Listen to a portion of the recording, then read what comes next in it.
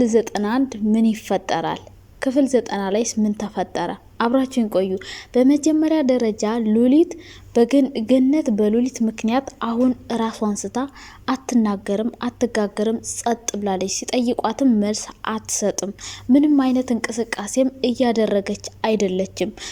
ገነት ምናልባት ፈጣሪ ብሎ ከህመሟ ካገገመች ሉሊትን ምን ልታደርጋት ትችላለች? በሌላ በኩል ሉሊት ጽዮንን እንግዲህ ሽንት ቤት ፈትፍጣት እንደዚህ አይነት አደጋ ደርሶባት በሕክምና ድናደች ማለት ነው።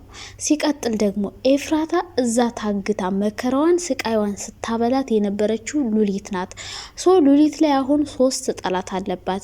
አንደኛዋ ራሷ ኤፍራታ ናት። ኤፍራታን ያን ሁሉ ነገር ስቃይ ያደረሳባት፣ ነገር ግን የያፌትን ነገር እንጨርስ ብለው የሉሊትን ነገር ይቆይ ብለው ነበር። ነገር ግን በየቀኑ ብዙ ችግሮችን እየፈጠረች ትገኛለች።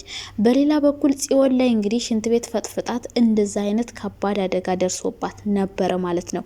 ይህንንም ጽዮን በሂደት አሸማቀቄና መከራዋን አሳይቼ ነው ዋጋ ማስከፍላት ብላ እስካሁን ድረስ ሉሊት ጽዮን እንደማታስታውስ ነው የምታውቀው። አሁን ደግሞ ሉሊት ላይ 3ኛ ጠላት ገንዬ ተጨምራለች። ገንዬንም እንግዲህ በሷ ምክንያት ተፈጥፍጣ ነበረ። ያልሞተውን ቢንያምን ሞተ ብላ ስትነግራት ገነት እንግዲህ የማስታወስ እድሏ በጣም ዝቅተኛ ሆኖ እንግዲህ ምንም ነገር እያደረገች አይደለችም።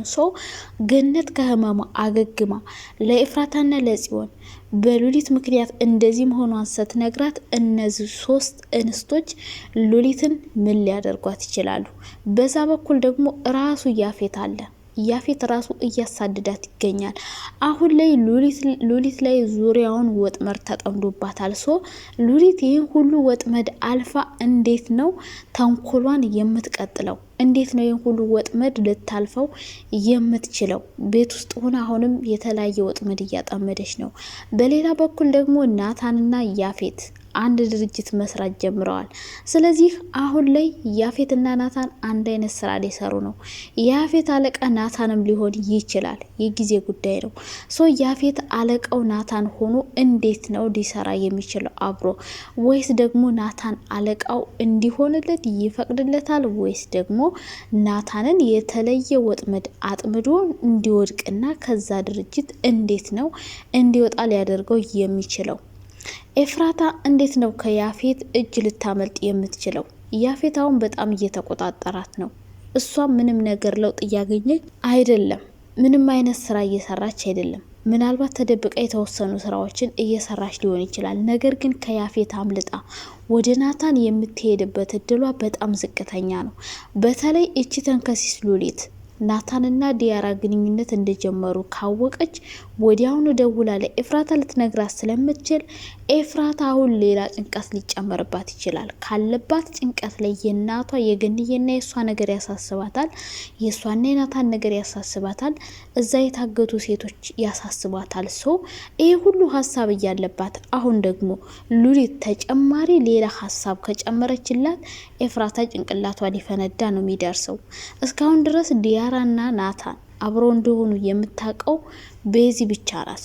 ሌላ ሰው ማንም አያውቅም ማለት ነው። ይሄን ነገር ስታውቅ ጽዮን ራሱ ምን ልትል ትችላለች?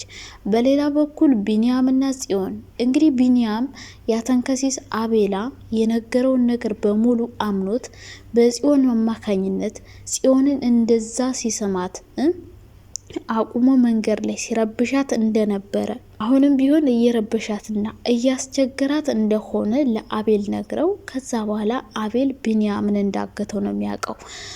አቤል ጽዮንን እንደሚፈልጋት ያውቃል ቢንያም። ነገር ግን ያንን ነገር አምኖ ጽዮን በደስታ ሄዳ ልታቅፈው ስትል፣ ልትጠይቀው ስትል፣ ይቅርታ ልትጠይቀው ስትል፣ ሁሉንም ነገር ልታስረዳው ስትል እሷ በመፈታቱ ደስ ብሏት ደስታዋን ለመግለጽ ስትሄድ ቢንያም ግን ተቃራኒ አሳዛኝ ፊት ደስታዋን አልቀበልም ብሎ ጭራሽ ላይሽም አልፈልግም ብሎ ከቤቱ ማባረሩ እንግዲህ ለሱ ምናልባት ዋጋ ሊያስከፍለው ይችላል። ይሄ ነገር ደግሞ ጽዮንን በጣም አናዷት እንግዲህ ተስፋ ቆርጣ መጠጥ እየጠጣች በመጠጥ ራሷን ደብቃ እንግዲህ እያለቀሰች እየጮኸች እብድ እያጫወታት ነው። ቢኒያም ይህን ነገር ማድረጉ ጽዮንን ሊያሳጣው ይችላል። ምናልባት ዳግም ካረደው ጽዮን እስከ መጨረሻው ተስፋ ቆርጣ ከቢኒያም ልትርቅ ትችላለች ማለት ነው።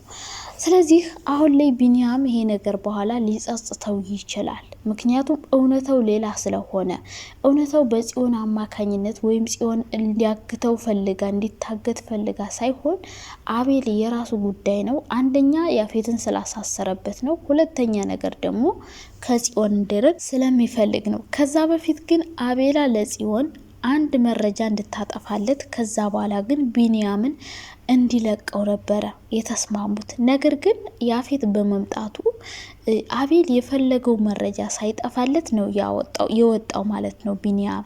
ጽዮን ይህን መረጃ እንደያዘችው ከሆነ ቢኒያም የወጣው በጣም አሪፍ ነገር ነው።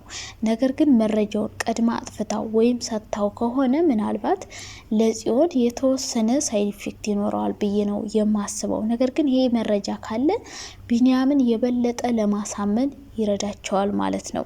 ሰላም ውዴ ቻናል ቤተሰቦች እንዴት ናችሁ? ደህና ናችሁ? ይቅርታ 6 ደቂቃ አውርቻችኋለሁ። ለቻናሌ አዲስ ከሆናችሁ ላይክ፣ ሼር እና ሰብስክራይብ አድርጉ። ሐረግ ድራማ ክፍል 91 ይለቀቅ እያላችሁ ሁላችሁም እየጓጓችሁ ትገኛላችሁ ማለት ነው፣ እኔን ጨምሮ። ቀጣይ ክፍል ምን ሊፈጠር እንደሚችል በተለይ ያፌትና ናታን እንደዛ ተፋጠው ያፌት እውነታውን ሲያቅ ናታን የስራ ባልደረበው ሲሆን ልክ እንደሱ አይነት ስራ ናታን እየሰራ ሲያገኘው ናታን አለቃው ሊሆን እንደሆነ ሲያቅ ከናታን ጋር መደራደር ሊጀምር ስብሰባ ሊጀምሩ በአንድ ላይ ሆነው ሀሳባቸውን ሊያጋጩ በጋራ ሊሰሩ እንደሆነ ሲያቅ ያፌት ምን አይነት የድንጋጤ ስሜት ይሰማዋል? ምናልባት በርግጎ ስብሰባውን ማቋርጦ ሊጠፋ ይችላል። ከዛ ውጭ ደግሞ ያፌትን ናታንን በኃይል ተጠቅሞ ወይ ሊከረብተው ይችላል። ያፌት መሸነፍ ስለማይወድ በተለይ ከናታን ጋር ተፋጦ ጭራሽ ከሱ ጋር መስራት ጭራሽ አስቦትም ስለማያቅ ከዚህ በኋላ ናታንና ያፌት ያለው አማራጭ ምናልባት ከናታን ጋር ፒስ ሆኖ ፍቅር ሆኖ ቤስት ፍሬንድ ሆኖ ቀጥለጥ ብሎ ስራውን መስራት ይሆናል ማለት ነው የያፌት ዋነኛውና ትክክለኛው አማራጭ። ከዛ ውጭ ግን ናታን ጋር እፎካከራለሁ ቢል ምንም አይነት አማራጭ ሊኖረው አይችልም። የበለጠ እየተሸነፈ ይሄዳል ማለት ነው። ኤፍራታ ደግሞ ሁለቱ ወንድማማቾች አንድ ቢሮ እየሰሩ በሰላማዊ መንገድ እየሰሩ ስታያቸው ምን አይነት ስሜት ሊሰማት ይችላል ማለት ነው። እንግዲህ የመጨረሻው ፓርት ላይ በጣም የሚያጓጓ ፓርት ነው። ቀጣይ ደግሞ ሲፈጠር እንግዲህ ይህን ነገር ለማየት ሁላችንም በጣም በጉጉት እየጠበቅን እንገኛለን። ዛሬ ይለቀቃል ዞሮ። ነገር ግን የሐረግ ድራማ በጣም የሚያጓጓ ፓርት ነው እየመጣ ያለው። አሁን ላይ ብዙ አዳዲስ ሰዎች እየተቀላቀሉ ነው።